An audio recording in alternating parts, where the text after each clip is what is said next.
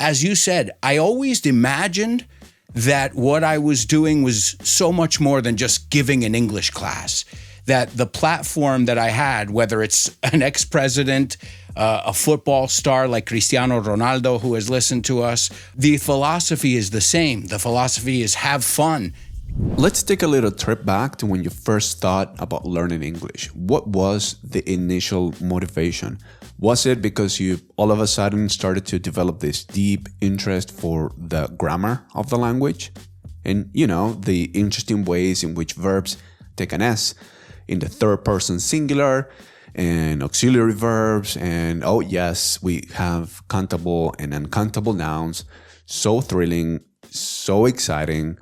Or was it because you were into movies, music, maybe curious about the architecture of other cities, other places in the world, technology, sports, you name it. In other words, culture. Well, let's be honest, I think there are maybe 7 people in the entire world that started to learn English for the love of grammar. For the rest of us, though, how did culture influence your motivation to learn English and aspire to speak it fluently and make it a part of your life? Leave your comment down in the comment section below. I'm really looking forward to reading your story. For me, it all started with rap music. I was really into it at one point and realized that okay, I need to understand the lyrics of these songs. So it was 2009. One night, it's 3 a.m. and I'm sitting there in front of my clunky old computer that ran on Windows Vista.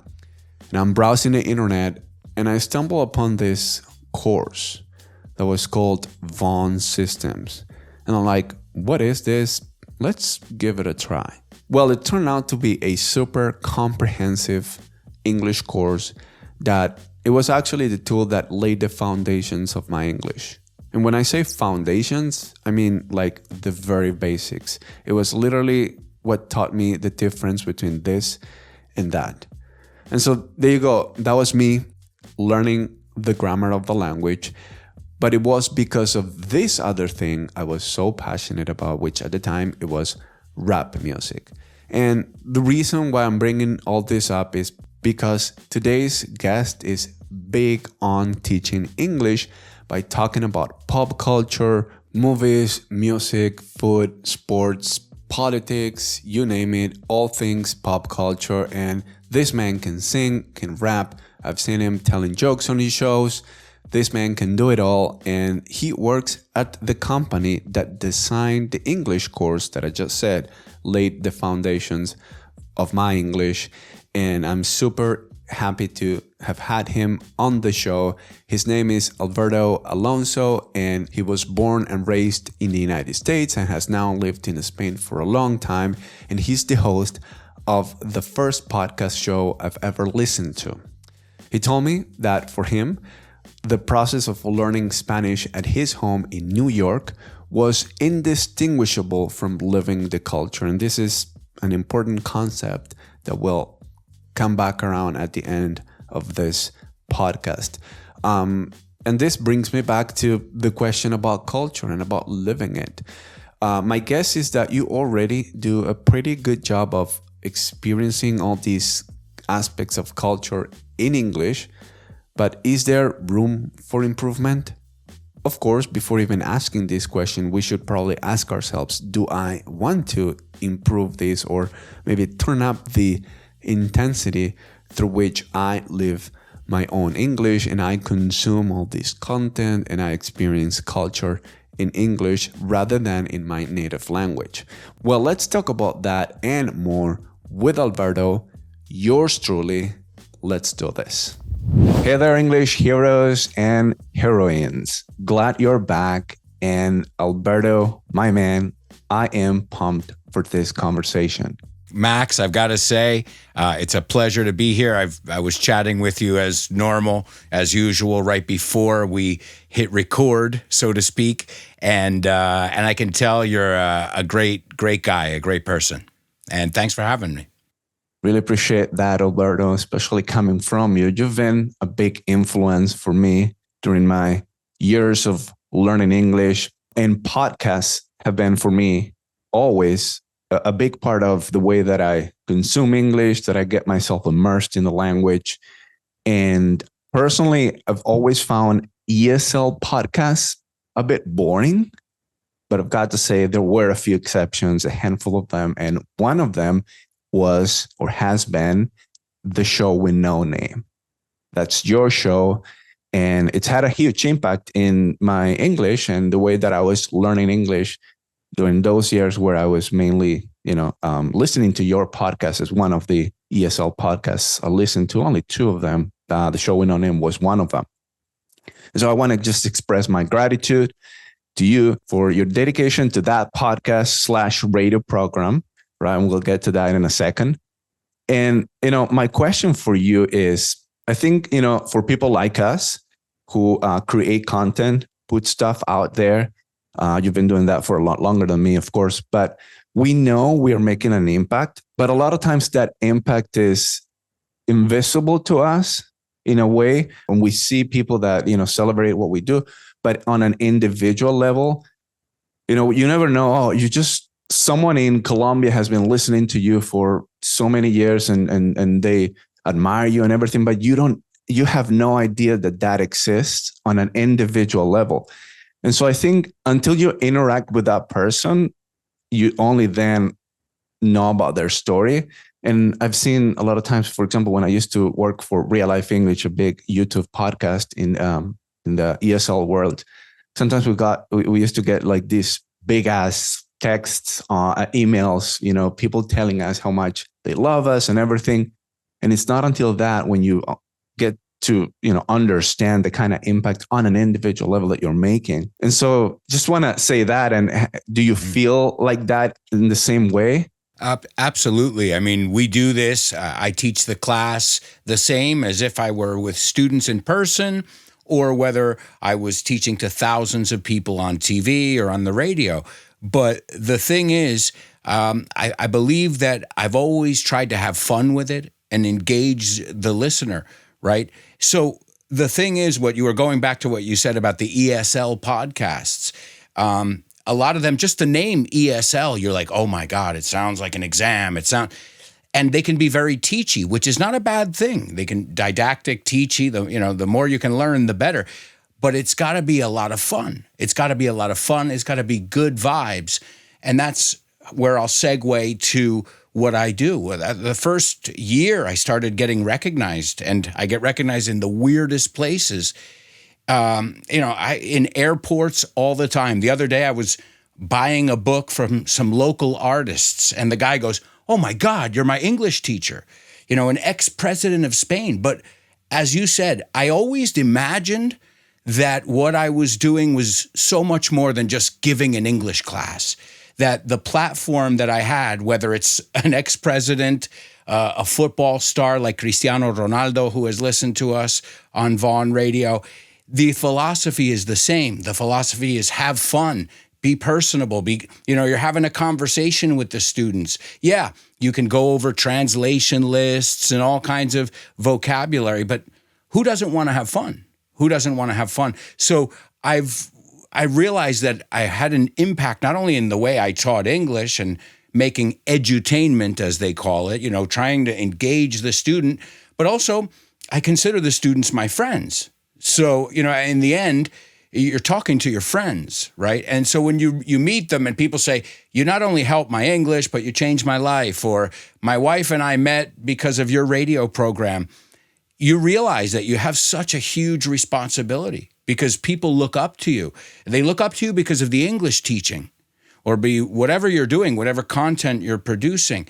But if you always think of it like I have a platform to spread positivity, not just English, because as we'll talk about later in your questions, this isn't just about English. Learning a language is about tasting different foods. It's a cultural thing if you want to make it fun.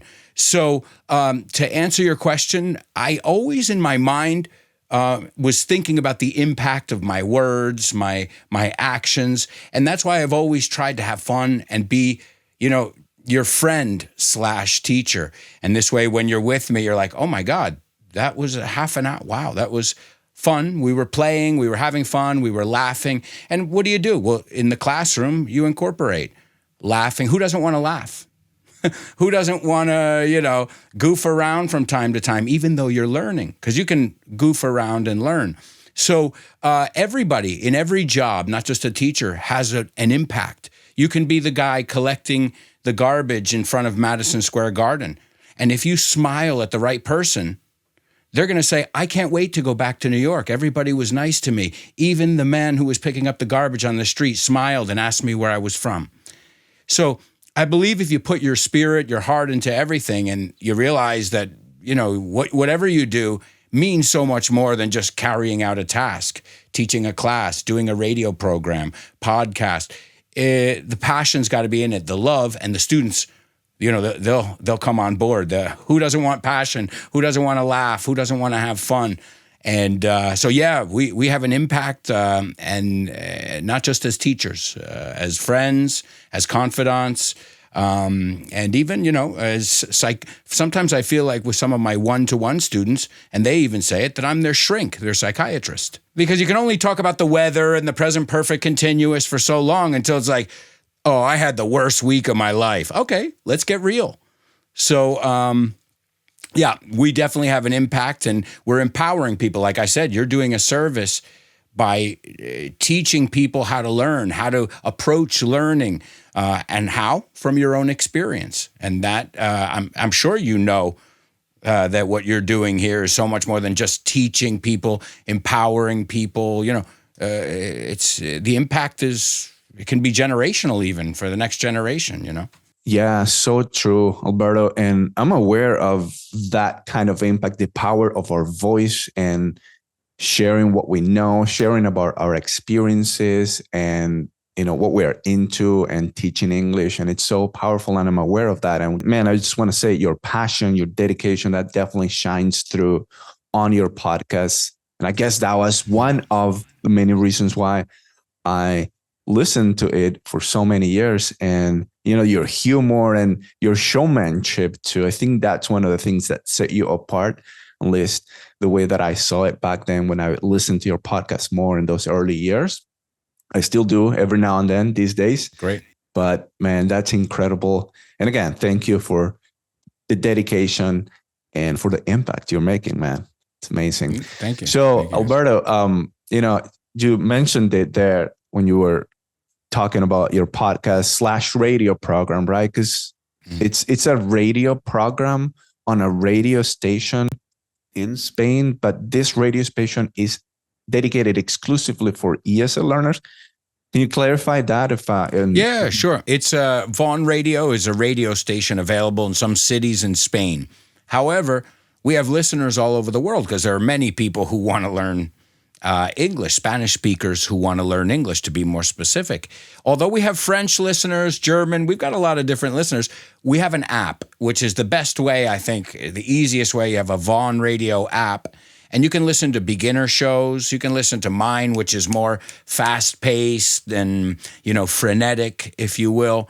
And it's great because now that's let us have as well as the local radio listeners, tons of downloads from our app and also podcasts as well. Most radio shows now have become podcasts. And if you look at my radio show, for example, which also streams live on YouTube, the majority of the listeners are podcasts. And you said it before, podcast is, they're the kings right now of the media world. The podcast is king, Yeah, totally. I wish we had here in Argentina that kind of like legacy of radio, and we did have a radio station for English or about English or dedicated to English. We don't have that. And so that's a huge luxury that some people have in Spain. So I'm jealous, but you're right. And I've always consumed your podcast, your show as a podcast. And even back during these years, 2011, these years, like we didn't have like these platforms like as well established as they are now, Spotify,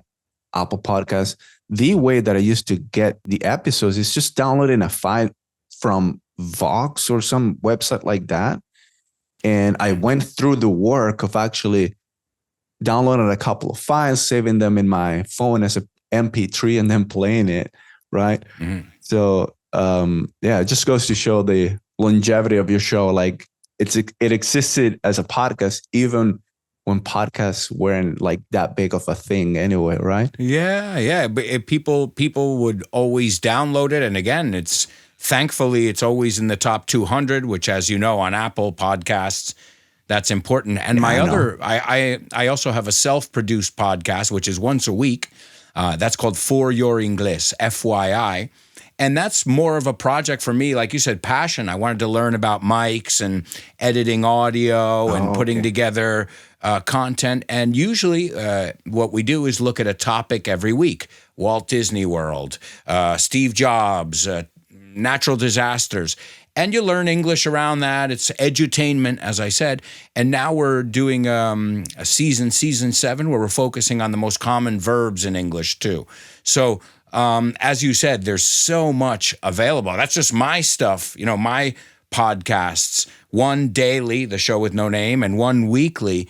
And that's tons of content. And if, as you said, if you subscribe to a couple, you've got English everywhere you turn. You're okay. I'm going to get my news in English. I'm going to get my, if you like football, soccer, whatever you want to call it, there's tons. The Guardian podcast. You got the Spanish football podcast. So really, what do you want to know about? And then just research it, look for it, look it up in English. Mm-hmm. Yeah.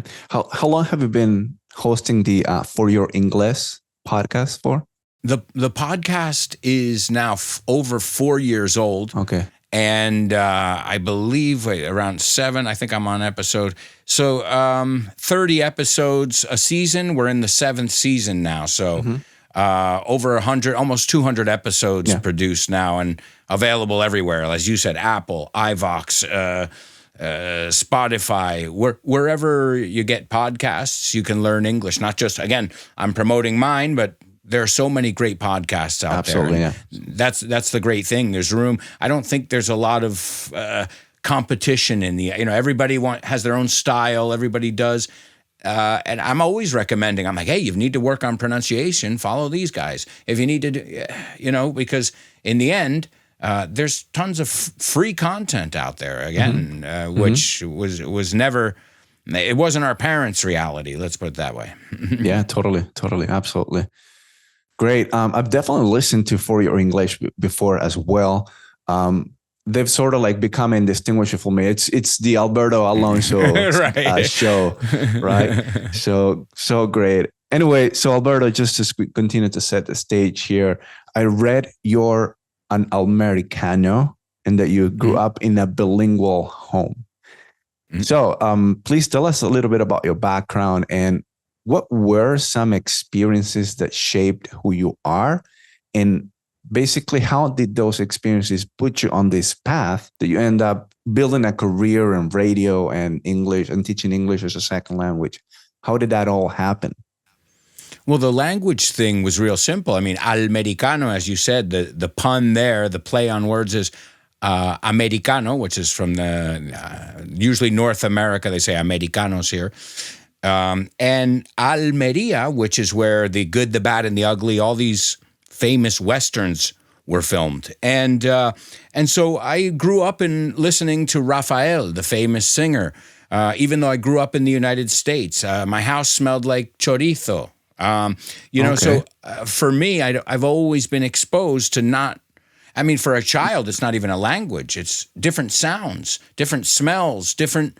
on the music, I'm like, wow, the zarzuelas are very different than, American rock and roll that I was listening to. So for me, my mind, I grew up, for me, it was the most normal thing in the world. Then I come to realize, oh my God, languages open many doors because I was able to have more friends because I spoke Spanish. I was able to get more job and I was like, wait a second, this is incredible. And so for me, it was a given, where you need to speak at least Spanish, maybe another one, you know what I mean?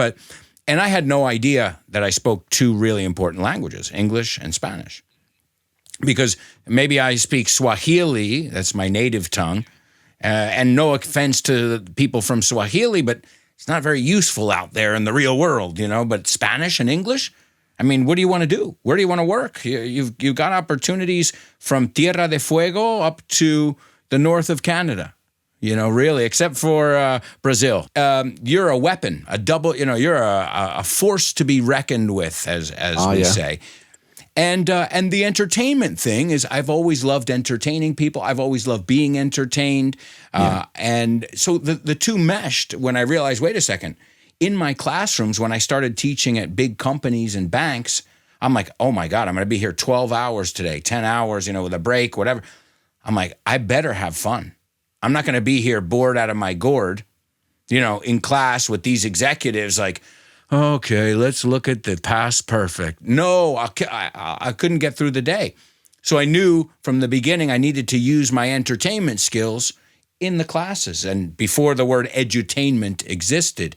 And it was cool because I would role play and do voices and give my students situations and get them up on their feet and playing like you were in a theater class. And so those two things have always been important to me. Languages, because of my background. If I wanted to communicate with my family, half of my family only speaks Spanish. And entertainment, I've always loved, since the early days. And well, who knows? I was gonna take the two and mix them into one, and then using the technology of podcasting, so everything kind of fell in line. It was weird, Yeah. Where did you grow up in? And I heard you say that once you saw a sign somewhere that read, "We're looking for a dynamic, fun individual who speaks English." Can you elaborate a little bit on that? Can you tell us the story? Yeah. Well, I studied acting and I wanted to be an actor. And so I was living in New York. And after a few years, I kind of got sick of the scene, the show business. And I said, you know what? I'm looking for more stability, not just financially, people, no offense, actors and actresses, but stable, more normal line of work, more frequent, And so I threw caution into the wind, which means I took a risk. The expression, I took a risk. I threw caution into the wind. And I knew that I loved Spain. And I decided, one day I'd like to live here. And I moved to Spain, and I started working the day I got to Madrid. And I saw an ad that said, that was at Planet Hollywood. I saw the ad at Planet Hollywood where I was working, because I had worked at the one at Disney. So I was like, I can get a job here instantly. So I got a job. Then I saw, we're looking for dynamic, entertaining, fun, creative people. And it was Vaughn, where I now have been doing the radio show for over 15 years. And that was the beginning of the end. I went into the interview and I felt like, when you walk out and you're like, this is great. I think this is going to work out. Yep. And then the teaching, I was getting really good reviews. And my boss came up to me and he said, we're going to start a TV station. Let's get you on board. And they did some auditions and they were like, dude, you're good. I'm like, well, I learned I know how to do this. It's not a surprise. It was an investment, in fact. A university education in the United States is not cheap. And they were like, wow, you're great. And then Richard Vaughn, who is my friend and my boss, basically said, dude, I want you on the radio. You got to be in front of cameras and microphones. And he called me and he says, do you ever feel like you're wasting your time with just 2 or 3 students? Like you could be reaching thousands with your energy, And so it was him too. It was other people, the students reacting well, because maybe they didn't like an entertainer, a clown in the classroom. Some people, but I realized one thing. Everybody wants to learn like a kid. Everybody wants their inner child to come out. Everybody, even the most serious people, probably the people that need it the most. So if we can have fun and we can play, which is how my daughter learns. She's 4.5. She'll be 5, in fact, in a couple weeks. She's 5 years old, and she learns by doing, by playing. And I think I applied all that, being a big kid myself, Peter Pan, loving entertainment, loving to have a good time, and loving the learning process, and believing that the learning process should be an adventure.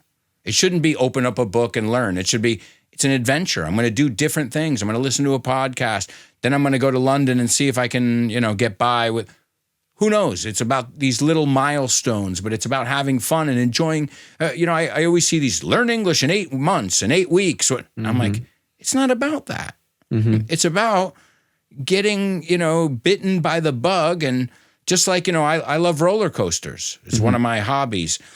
The more I learn about roller coasters, the more I love them. I don't ever think one day I'm going to know everything about roller coasters and I'm done.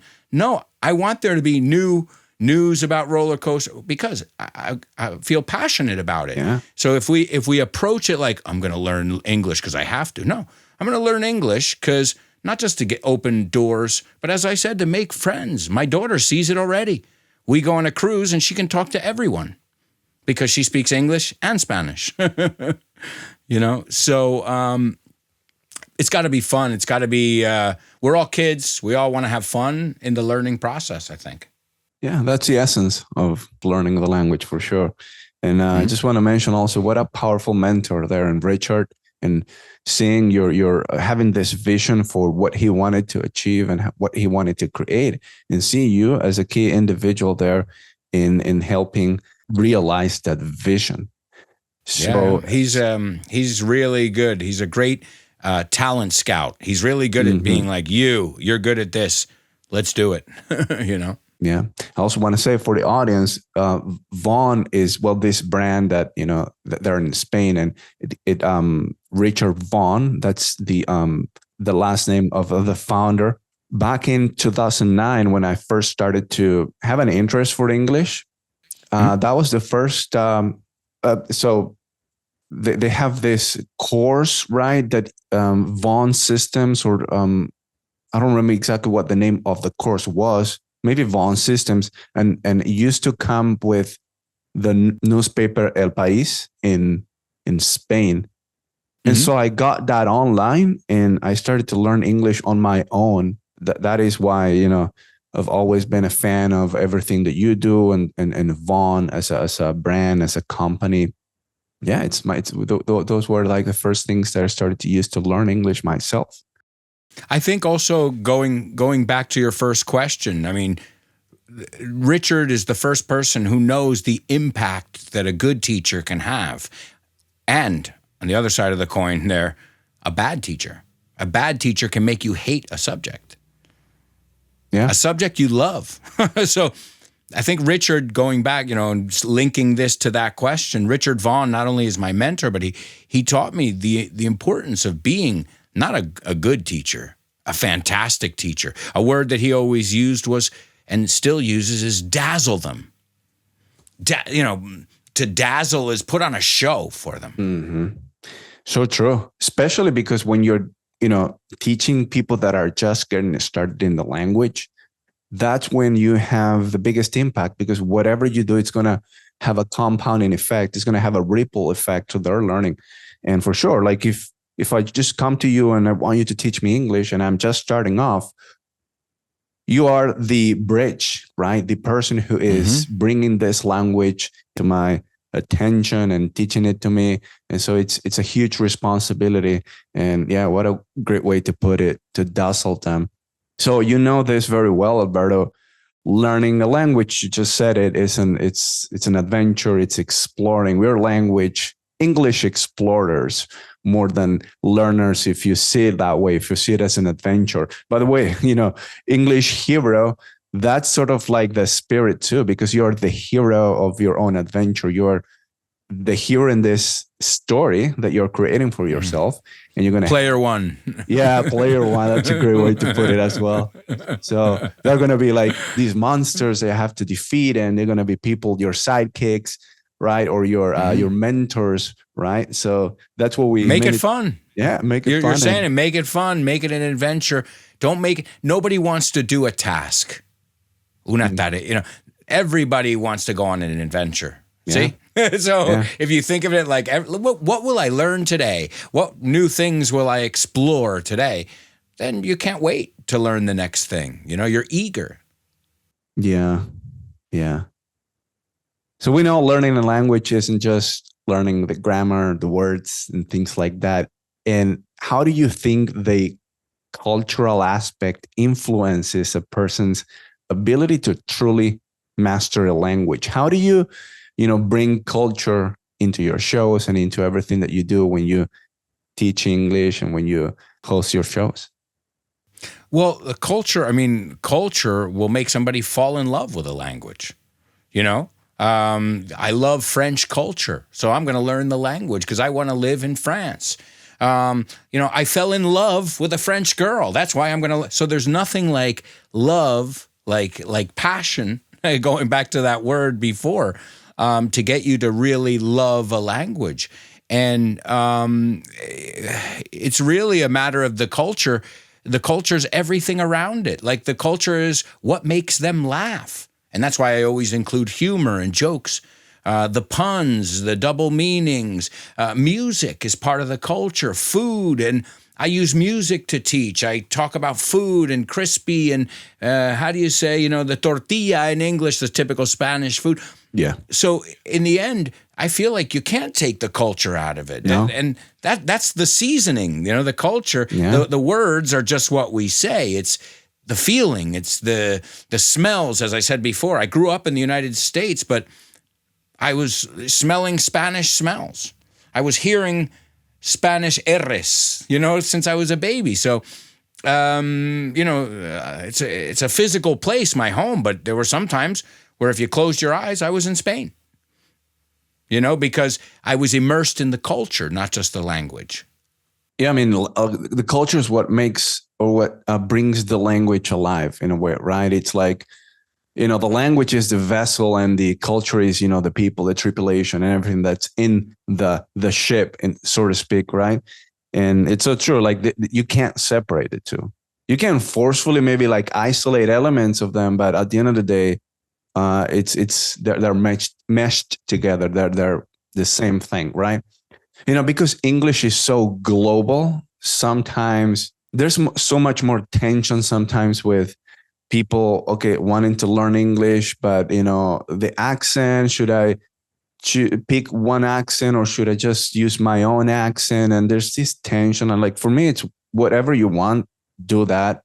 And as long as you enjoy it, let's just keep doing that. And everything else doesn't matter. And really, what is communication? If you break it down to the least common denominator, it's, do you understand me? Do I understand you? Yeah. We're working. We're communicating. Yeah. So regarding accents, do people look at you like, what did he just say? Then you have to change your accent. Yeah. Yeah, it's as pragmatic as that. It's not even like a matter of, I like British English. If you're getting looks or people are saying what every three seconds, it's not working. Yeah. Now, some people have a better ear than others. Some people imitate better than others. Also, a kid, my daughter, has never mispronounced. She has never said, I speak Spanish. Yeah. Because she's never heard it like that. So she has not developed any of the bad pronunciation habits. Again, the importance of starting young, because in my classes, a lot of the time with adults, I spend the time breaking bad habits. So if we can have good habits from the beginning, and kids, they learn it right, and that's how they know it. They've never heard it mispronounced, if you will. But the key there is, do people understand you? Then you're communicating, whether it's using gestures or whatever. Yeah. I was recently in Paraguay. The concept of culture and language and the fact that they're inseparable. And as I was walking the streets, I overheard some people speaking a language that wasn't Spanish. It was Guarani, which is indigenous, I think, language. And if you're interested in that language, you want to know about that culture. You want to like immerse yourself in the history of that culture. And maybe you want to visit this area and get to, really live that culture, which is the same with English, only that English is so much global that you have the luxury to maybe pick and choose. But just going back to this idea, it's inseparable. It's true, though. But think about it. When you go to Paraguay, you want to go to a Pizza Hut or a McDonald's to go eat? Mm-hmm. Yeah. You wouldn't dream about it. You say, what am I crazy? I want to go sit, and I don't want to even go to the tourist place. I want to go. So it's the same thing. Like if you really are passionate about it, if you really love a language, a culture, the more you want to know about it, the more you want to be in the club. And that's what's going to empower you to learn the language in a way that feels authentic, that feels this connection, and not just learning grammar and words in isolation. That's how you actually live the language, and the learning process becomes so much more powerful and alive. You're alive learning by eating, and this texture. How do you say that? You're learning by doing, by experiencing. Mm-hmm. And we can create that in our own countries as well, right? So nowadays, with the power of technology, with shows like yours, with everything that we have at our fingertips, we can recreate this environment and actually start absorbing not just the language, but also the culture. As much as I don't like Kim Kardashian, well, really, I don't know anything about her. My niece, my 15-year-old Spanish niece, she went to Colorado for a year to live, but also everybody's like, wow, your pronunciation is excellent. She said, the Kardashians. So she literally was entertained because she loves the gossip and she was improving her English and getting the quote unquote, air quote, culture. Yeah. Like, oh my God. But she sounds authentic. So there's no wrong way to learn. You like the Kardashians, watch them. Try and imitate them. If that's what you like, if that's your cup of tea. Do it. Absolutely. Now, Alberto, another topic that I wanted to discuss with you is, we're talking about culture, we're talking about people, we're talking about what makes the language alive, right? Now, what if we talk about AI, artificial intelligence, these LLMs, I think they call it LLMs, large language models. How do you see the future of learning evolving in this world where AI is on its way to becoming even more omnipresent in our lives everywhere? Do you think technology will reshape the way we approach learning? Yeah, I think mostly, well, for the teacher and for the student, but like for me, for example, it has helped me save time when I'm preparing scripts for my podcasts. Now, would I ever just sit back and say, well, that's what ChatGPT said, we're good, send? No way on earth. Why? I'm the editing board. I'm the proofreader. I'm the human. It's just like, you can go to a doctor and get a diagnosis from one of those machines or Google it, WebMD, but it's always better to hear from that person. So I feel like we'll never lose, and I don't want to. Personally, I don't think a student wants to have a class with a robot. Now, can these help the student prepare for the class better? Help the teacher prepare the class better? Yes. Will it substitute a teacher? It can, and I've already seen it. But right now, I've seen too many mistakes to trust it as a student because I'm like, well, technically that's not really something we would say, or that's not translated correctly. So I've seen, I would, like I said, I use it, but I would never just, say, okay, that's great. I'll trust what it says. It's always got to go through the human filter. And so I don't think it's going to replace, because even those ones there where it's like an AI, it's like, now say this. It's like weird. I like humans. And I think people like to connect with humans because communication is about connecting with people, not with machines. But the machines can help us tremendously in the right way. There's no denying that. Absolutely sure. It's absolutely true. I don't envision society to really start interacting with AIs in a way that, okay, it's just like a human interaction.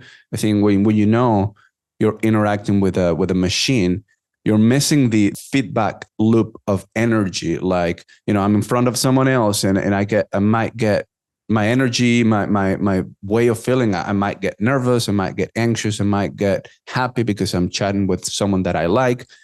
It's all of that is just, it doesn't even exist when you're interacting with AI. in many ways, I think. There's no vibe, as you're saying. Yeah. You know, there's no vibrations or energy between you, and that's the whole point of communicating. It's connecting people for business, because of friendships, because of romantic relationships. I mean, you can't take the human out of the connecting. I think it's player one versus the CPU. Going back to what you said earlier, you know, as much as, you know, that can be fun every now and then, you want to play against another human being. You want to, you know, beat them, and if they get angry, that's what makes it fun. Or if they beat you, you feel, you know, disappointed. That's what makes it fun. But when you're playing against the CPU, it's okay. There's something that's missing. That's why, you know, Fortnite, this game became so popular, because the technology allowed like so many, like hundreds of people to play together in this virtual space. But what made that game so popular is the fact that, well, it allowed that to have a bunch of humans playing against each other and proving who's best at that game. Connecting, really. The machine connected them, so it was part of it. But the humans, the success comes from the humans being able to build together. Mm-hmm. Yeah, absolutely. And communicate, and that's great that the technology exists. But again, it's like everything, you know, social media. It can be a very addictive. It can cause depression. It can also be an amazing tool to sell yourself or your business. So everything's got it's a double-edged sword, I guess you could say. You know, it's got its pros and cons. It can be a negative thing, AI, if a teacher's creating content without checking it. And, okay, I need an exam for tomorrow. Give me 10 prepositions in English. Okay, and you didn't check them. Well, you know, again, it's got its uses, and it's only going to get better. But I don't think it's ever going to replace. I think it can be our best friend if we let it. Yeah, in the sense that it'll increase your productivity. It'll help you fulfill tasks. It's a utility. It has a use. My issue is I don't see it ever replacing the human aspects of humans, what makes us human. And no way. Yeah, unless, you know, they figured out how to make them sentient. If that's the case, still, like, I would have to actually think about, like, what would that mean for a human being to be interacting with a machine that can actually feel. Yeah, we'll get there when we get there, and we'll think about that when that happens, if that ever happens anyway. Sure. Yeah, thank you, Alberto, for sharing your thoughts on this. And sure. I also wanted to talk a little bit about the books that you've written. I know that you've written a few ESL books, English as a second language books. What are some of the key things that you teach through those books? Well, the same way I teach my radio class, my podcast, the element you're talking about, that human element, is the passion. Yeah. Can AI put passion into something? Maybe down the road, as you said. But right now, I'm not feeling any passion with ChatGPT. Yeah. I feel like it's just, doing its job, not doing anything extra, not going above and beyond.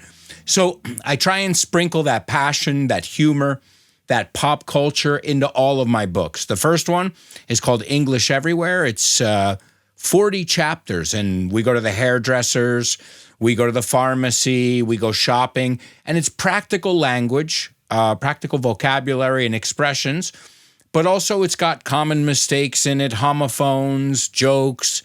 And then I have a trilogy called This Book is the Milk, This Book is the Milk 2, and This Book is the Shit. This Book is the Milk is a bestseller, and it shows people that if you want to learn English, just go to the supermarket and pick up products and just say, oh, wait, how do you say mecha in Spanish, which is the part of a candle? Well, if you've ever been to the supermarket, air wick is an air freshener, mecha de aire. So like John Wick, like the character John Wick, mecha. So it's a word everybody has seen, but they haven't put it into context. And it's a matter of just taking the English that we're surrounded, like you said, it's everywhere, it's global, and using that to learn English from our favorite characters. Bugs Bunny. He's not called Bugs Bunny because of bugs, bichos. He's called Bugs Bunny because he bugs people. Molesta, chincha, la gente. "Nah, what's up, doc? Nah, nah." Yeah. So don't bug me. No me molestes. But a lot of people wouldn't put those two things together. So what we do is really take that pop culture, that English that's all around us, and show you how to think and show you can learn English even, looking at the back of a shampoo. Oh, wait, así se dice nuevo envase. Oh, cool. Okay. So really, if you want to, you can learn anywhere. It's in context and movies, characters, as I just said, songs. And then the latest book is English on the Go. I take you to 30 English-speaking cities, and we learn English through culture. What's the food in this city? What are words you'll hear in this city? If in this city you go rock climbing, we're going to talk a little bit about expressions that have to do with rocks. So it's about learning and exploring. As you said, I call my students on Patreon, I call them English Explorers because I have a community online of students as well. So, and we're always exploring different topics every week on the podcast, as I told you, FYI. And that's why the show with no name is a variety show. I don't like to stay on one topic too long, if you haven't noticed. Yeah. I'm restless. Totally, man. And yeah, culture is just so big, and why not just keep exploring it and reinventing the show and with new topics. And there you go, teaching the language through the culture, and that's what makes it so much fun, right? So great, awesome. So Alberto, I'm gonna put links to those books too. I'm gonna put a link to your website. Probably this is answering my next question for you. If people want to dive deeper into your work and follow along with everything you're doing, where's the best place for them to connect with you and learn more? Well, I guess the best place, because you can join for free now, is Patreon. I have my community on Patreon. They get bonus stuff, but they have a new feature where you can join for free. So it's patreon.com/Alberto Alonso, my name. And also I'm on social media, so you can, search for me. But there you'll find links to everything as well. Love that. Thank you. Alberto and English heroes out there, go and follow Alberto. He's an amazing guy. Do that. Alberto, Thank you. They say that if we want better answers, we need to ask better questions. With that in mind, what's a thought-provoking question that you'd like to leave our audience with today? Well, as Max and I were saying all throughout the podcast today, and I'm sure he said on past episodes, English is everywhere these days. You even said it. It's at our fingertips. What do you want to learn about? You can learn about it in English. It's never been easier. So my question is, what's stopping you from not learning English, but living your life in English? It's never been easier. It's never been. Yeah. Stop learning English like it's 1999. It's... Live it. Yeah. Learn your football scores in English. Learn your favorite hobbies in English. Listen to podcasts, audiobooks. Watch your favorite movies. What I tell people, they get frustrated lower levels with movies. You know what my advice is? Watch movies you've seen in Spanish. It's a good hack, good tip. Yeah. You know the premise of Toy Story, right? Well, then you don't have to be like, oh, me lo he perdido. I got lost. No. You know what's going on. Yeah. And use subtitles if you need them. That's what they're there for. Yeah, that's a before and after really in your learning too as well, when you decide to really invite more of the language into your life, and really like languages like Spanish, English, my two languages. I just go through life and I don't really distinguish when I'm listening to something in English or when I'm using the language English or Spanish. It's just I'm living my life, and it's become the limit into language is blurred now. It's just one whole thing. Absolutely. And when you do that, that's when you get the most empowered and in a position to really learn and master the language that you're learning, English in this case for me, and take it to a whole nother level. Mm-hmm. Absolutely, man. Absolutely. You got the right attitude, and again, I want to thank you for having me on the program. Thank you for your amazing feedback, because that's another thing, I want the students to be entertained. I want them to laugh. I want them to, keep coming back for more. So when, you And other students say, wow, man, you make me laugh every morning. I learned, I got a great job last week. I did great in a job interview. That's when we realize we're doing so much more than just teaching a language or communication. We're teaching people how to empower themselves and how to be the best version of themselves. Because if you're a really good teacher, you care about your students. They become your friends. Yeah, man. I always talk about that, how to, become your most fluent, confident, and capable self in English. You do that by living your English. That's a huge aspect, huge part of it. And Alberto, again, thank you for coming on the show and for everything that you do and have done. And yeah, man, it's been great chatting with you today. Thank you, Max. And thanks to all your viewers and listeners too. Ciao.